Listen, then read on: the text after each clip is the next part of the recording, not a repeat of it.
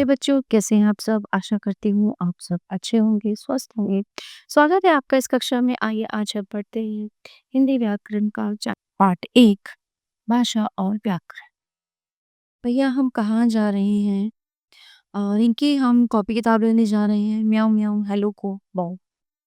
तो ऊपर दिए गए चित्र में लड़कियां अपने बारे से पूछ रही हैं। लड़का उन्हें बोलकर बता रहा है। एक महिला फोन पर बात कर रही है तथा एक व्यक्ति अखबार पढ़ रहा है। बिल्ली और कुत्ता अपनी अपनी बोलियों में बोल रहे हैं। ठीक है।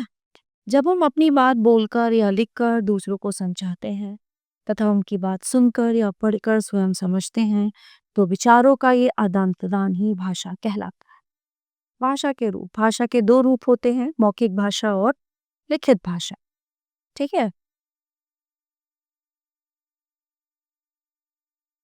सबसे पहले हम बात करेंगे मौखिक भाषा।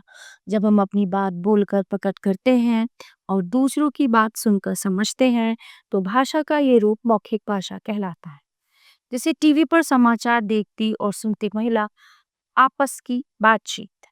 नेताजी का भाषण, टेलीफोन पर बातचीत। फिर है लिखित भाषा।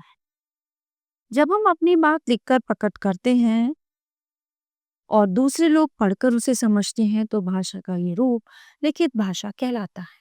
जैसे ब्लैक बोर्ड पर लिखकर समझाना, परीक्षा में लिखकर उत्तर देना, बोर्ड पढ़कर स्थान के बारे में जानना। अनेक भाषाएं। विश्व में अनेक देश हैं और सभी देशों में अलग अलग भाषाएं बोली जाती हैं। हर देश की अपनी एक मुख्य भाषा अवश्य होती है, जैसे जापान जापानी, रूस रूसी, इंग्लैंड अंग्रेजी, France French, Italy Italian, Spain Spanish. भाषा को बोलने फिर आता है व्याकरण।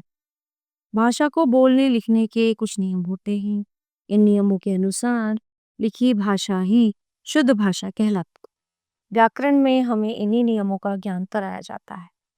जिस शास्त्र द्वारा भाषा को शुद्ध रूप से बोलना व लिखना सिखाया जाता है उसे व्याकरण कहते हैं।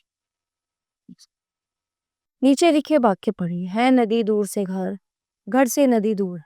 नहीं है वह बोलता झूठ, वह झूठ नहीं बोलता। क्यों बीच में गए तुम बीच में क्यों रुक गए? है आदत की सफाई अच्छी, सफाई की आदत अच्छी। आपने अपने पढ़ा कि कॉलम क में लिखे शब्द समूह व्याकरण की दृष्टि से गलत होने के कारण सही अर्थ नहीं दे रहे, जबकि कॉलम ख में लिखे वाक्य व्याकरण के नियमों के अनुसार लिखे होने के कारण स्पष्ट। अतः व्याकरण का ज्ञान भाषा के सही प्रयोग के लिए अति आवश्यक है। ठीक है प्यारे बच्चों, ये पाठ यहीं पे समाप्त होता है। आशा करती हूँ आपको अच्छे से समझ आया होगा।